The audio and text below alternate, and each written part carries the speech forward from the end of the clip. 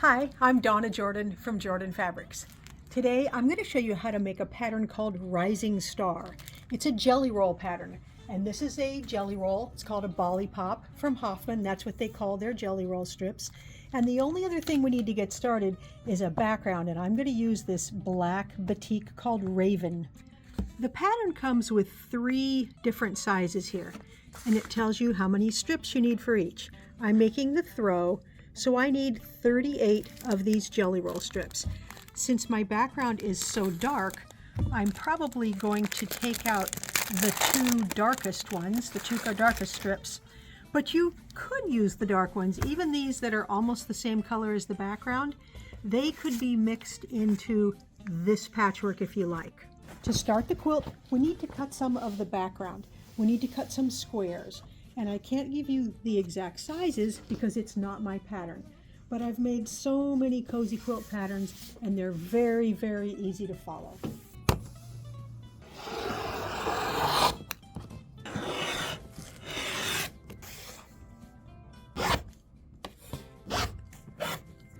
The background squares are all cut out, and we need to draw some lines on them.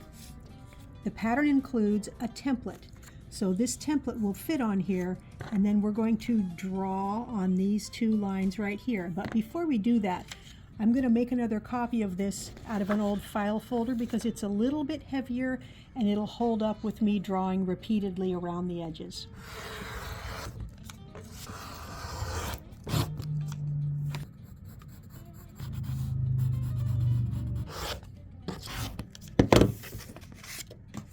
All I have to do is line up these edges here so it's lined up there and on each side, and then I have a silver chalk pencil here, and I'm just going to make a light line on this one side and then on the second side.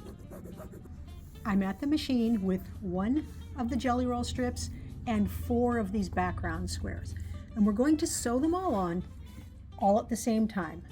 So place your first square so that that line is 1/4 inch from the raw edge. So it's pretty easy to tell. It's about 1/4 inch there, it's about 1/4 inch there. Doesn't have to be exact because we're going to trim the blocks down afterwards. Stitch right along that line.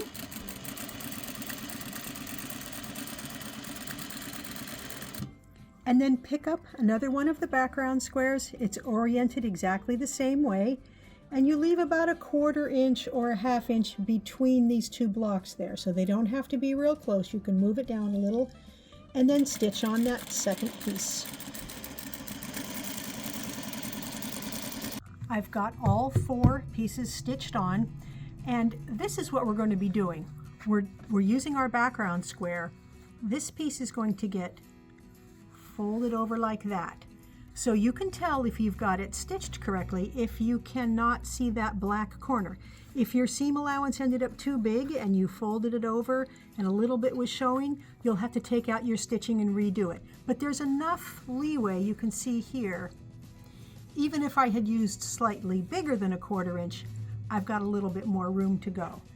The easiest way to iron this now is to put it on your ironing board with the squares, the black squares down and your strip on top. Smooth it out, and then we're going to peel this open like this. Press it a little bit with your hands, then use your iron and add a little steam, and then move on to the next one. So you can iron all 4 in a row.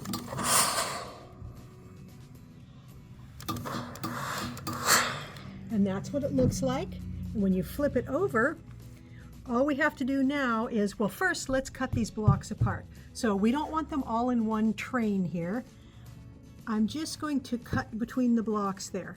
This little excess is going to get trimmed later.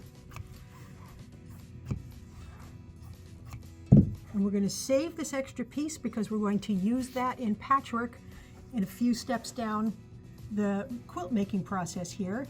The last thing to do is to trim off that extra piece so that both of these are now about 1/4 inch. I'm back at the machine. I have another strip here, a different color. And these guys that we already made, Now we want to stitch on that second line, so we're going to line that one up on the opposite side here. Swivel it around so we've got about a 1/4 inch all the way down, and stitch right along that drawn line.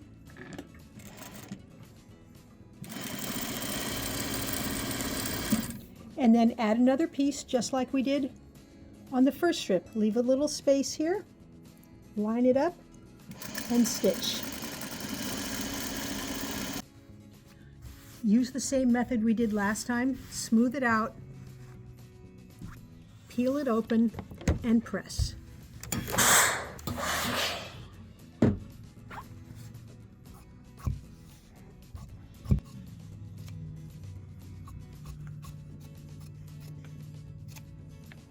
These look a little funny right now, the shape, but all we have to do is put it on our cutting board. I'm using my swivel mat here, and trim it down, and it's going to be exactly the same size as the background was when we started, but we're going to have those colorful edges on it, which are going to be our star points.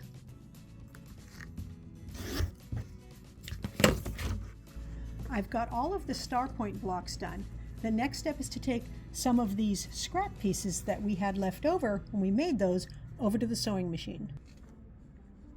Take these 2 at a time, just get 2 different colors, put them right sides together, and stitch down one long side.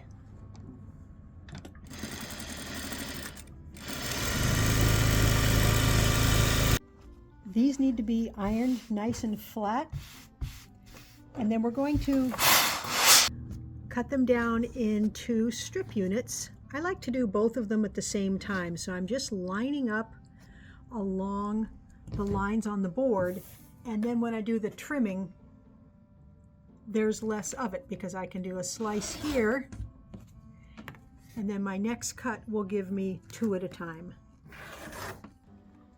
Take 2 of these, 2 different colors, and put them right sides together, and you can turn them so those seam allowances are going in opposite directions. That makes it really easy to match up that intersection. Stitch it together. And we've got a very fast 4 patch here, and that's going to go in the middle of each star. Those are all done. The next step is to do the exact same thing with 1 scrap piece and 1 background strip.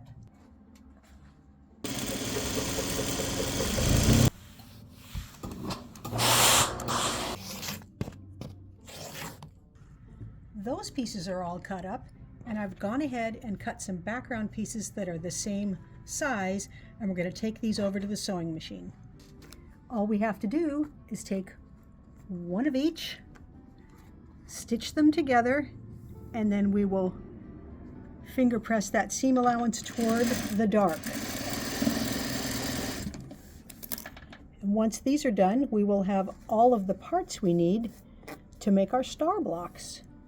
I've brought everything I need for 1 block to the machine here. So we have 4 of these outside corner blocks and 1 that goes in the center. That's this guy. Then we have 4 points. Now we can start to see what the star is going to look like. I didn't worry too much about what fabric's going to go where. Now these 2 are pretty close. I might just switch that around and put this over here. Still kind of close. Let's put it over there. I try not to be too picky because once you get the whole quilt done, the exact colors in each spot won't show that much.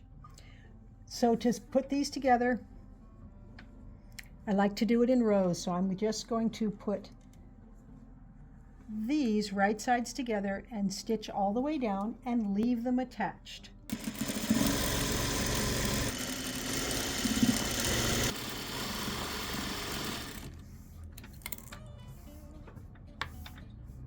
I can simply open these up and then add this 3rd piece onto this row. So I'm going to flip each one right sides together And this is the easiest way for me to keep everything in order and not get everything spun around. If you like to make separate rows and then put the rows together, that works just as well. Whatever method is easiest for you to keep things in order. I just like to have everything attached.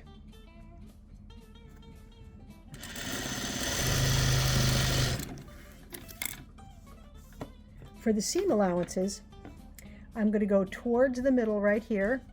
So I'm just going to finger press this towards the middle and this one this way.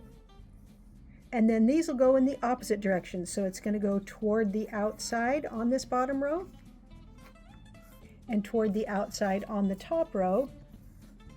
And that makes it very easy to sew the rows together and get all the intersections matched.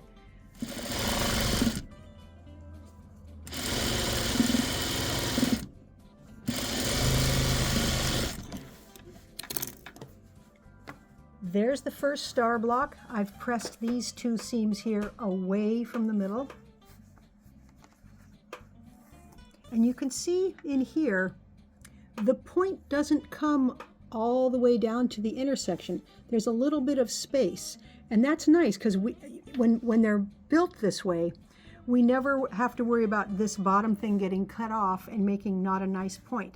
Same thing with the top of the stars here. It's way far away from a 1/4 inch, so we will have nice tips, nice points on all of the stars. Once those star blocks are all done, we're ready to move on to the second block, which is this block right here. So we need to make some more strip sets. We're going to use the extra strips and any scraps we have left over, and it's easiest if you work with half strips. We're making a strip unit that is 4 wide, and half a strip is the longest you want to work with. I don't have the colors in any particular order. I just picked 4 different fabrics, and I'm going to sew them side by side. When you're sewing repeated strips like this, you want to make sure you don't stretch either one of these. So I like to grab them way back here and hold on with this hand, and that way the bottom one won't get fed in faster and nothing will stretch. When it stretches, when either one stretches, it can distort the strip set and make it a little bit wonky. Just press the seam allowance to one side. It doesn't really matter which side you press it to, but I'm going to do all of these the same way in this strip unit. Even though I finger pressed, I'm still going to want to iron this. Smooth it out nice and flat, and then add a little steam. I'm going to go ahead and do the cuts here. So I've got little strip units, and then I'll take the rest of the strips, do the exact same thing, and then I will have a lot of different pieced strip units that I can pick from to make nice colorful patchwork blocks. All right, I've got a lot of different strip units here, and each block is going to take 4 of them. Now, if you're very lucky, you can pick out 4. These are all going down with the seam allowance. The next one is going up. This one's down. This one's up. And you can always turn it around if you don't like the colors, but then you'll have all your seam allowances in this row going the same way. It's a little bit harder to stitch them together, but I would prefer to have the colors I like rather than the seam allowances going the right way. But you can mess around with that. You can always iron them the other direction if you like. These stitch together really quickly. And it's really amazing how fast you can get a lot of patchwork done when you use strip units that are cut up.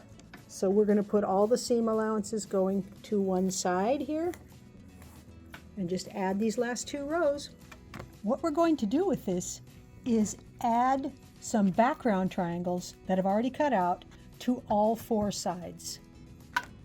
To put the first triangle on, we want to center it on this side. The easiest way to center it is to take that tip and have it on that seam there. So I'm just sliding the edge here so it's lined up, and I'm going to put the tip right there, and I'm going to put one pin right in the middle and then flip the whole thing over because I like to sew from this side. It keeps that triangle from stretching or moving.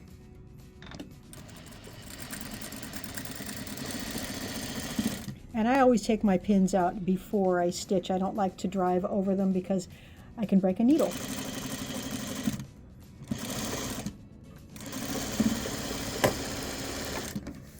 The seam allowance is going to go toward the dark. I'm just giving it a little finger press. Then we're going to add the second triangle over here the exact same way. So let me spin it around, line up the edge, and then slide this so the tip of it is right on that seam. Add a pin, flip it over, and stitch it up. Before we can add those last two triangles, we need to trim off the excess here. So I'm lining up this patchwork on my cutting mat, and then I'm going to trim off these two corners here, and I can do the same thing on this side. Use the exact same method to do these last two triangles, and keep in mind, if it isn't perfectly centered, it's okay because we're going to trim the whole block down after we have everything stitched on, but I do like to get it as close as I can. It's a good idea to iron your block at this point, and you can iron it in stages, so you can iron the first two before you trim and then the last two, but at some point you want this nice and flat before we trim it to size. The block needs to be trimmed to 12.5 inches wide. Normally I can center my ruler on the patchwork here, but my ruler is only 6 wide, and half of 12.5 is 6 1/4, so it's going to be a little bit more difficult. So here's what I'm going to do. I'm going to put the points on one of the lines here. I can tell if they're on a line by setting my ruler here and then scooching it over so the point is right under it. Then I can move this over, so I'm now 6 1/4 from the center. Trim it off here, and then you can simply measure over 12.5 inches, which is 1/4 inch beyond this line. And we have a block that's now 12.5 wide with that right in the center. I'll do the same thing this way, and we will have a nice, neat, straight block. The blocks are done, and I'm ready to lay out the quilt. The layout is very, very easy. It's a 5 by 5 block quilt, and we're just going to alternate. We'll start with a star, and we'll add that block, another star. So the first row has 5, all the rows have 5, and we're just going to repeat all the way up. That's the whole quilt, and I haven't turned any of the blocks or traded any blocks around. It's very easy if you have two colors that are pretty close. You can just spin one of those blocks. Because there were so many different colors in the jelly roll, I don't think I'm going to have to mess around with it very much. There are a couple of borders. There's going to be a little solid black border, or whatever you used as your background, and then I'm not sure what to do on the outside. Many colors would look good. I like this one. It's kind of keeping with the autumn look there. If you wanted to bring out more blue, that certainly does the trick there. The fabrics look fall to me, look fall and autumn. So this would be a good choice. It's leafy, and it brings out the gold that's in there. I've also got a blue leaf. That would look good. You can always go with one of the solid color watercolors like this. This is a nice deep green that would look good. But something that was kind of interesting that I would like to try is this abstract batik tan. It seems to pull out all the colors that are in there. So I'm going to go with this one.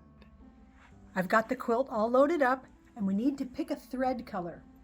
I think I want the thread to recede. I don't think I want it to show very much. So the gold, that's going to show a lot in the background and I think it's going to be distracting. This is a much darker gold.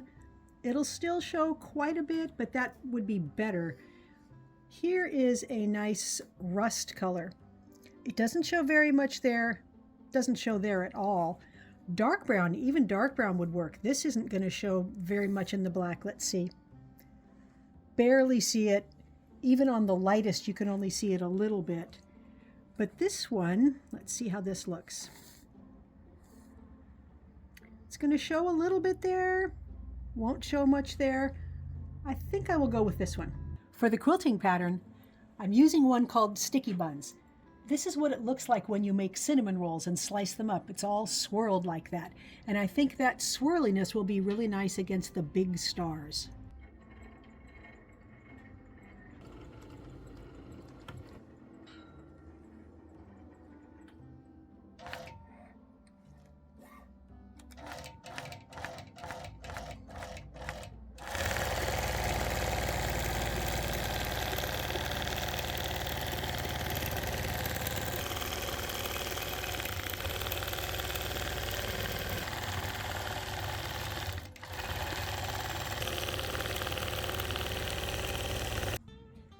The Rising Star quilt is all done. And now that the quilting is all over the background there, you can see the stars on the diagonals, you can see these extra lines, and that quilting, it recedes mostly, but you can see it a little bit. I really like the swirls. This is a pattern I do a lot. I like to have swirly stuff on top of very geometric patchwork, and most patchwork is very geometric. The border was a little bit wider than I was happy with, so I cut it down 1 inch. But I think this dark green binding, that helps frame the quilt, and that looks really good. On the back side, I used something that's got the same colors, it's got a little bit of green in it, and you can again see that quilting just a little bit. This is a 76 by 76 size. The pattern comes with 3 sizes all the way up to a big king. And so it's pretty easy to expand this to make the bigger sizes. Thanks so much for watching our video today. We hope you enjoyed it. And if you have questions, you can leave them in the comments and I'll be sure to answer. Now at the end of every video, we like to do a giveaway. Today's giveaway is a quilt called It's Only Triangles. It's made with all half square triangles. This is made from just 2 packs of charm squares. And we do have a free pattern, so if you want to make this for yourself, get some charm squares and stitch it up. But today you can win this one. It's very easy. Just click the link below the video that says giveaway and put in your name and your email address and you might be the next lucky winner. Now if you like our tutorials and you want to support us, the best thing you can do is subscribe to our YouTube channel. That really helps us out. Happy quilting!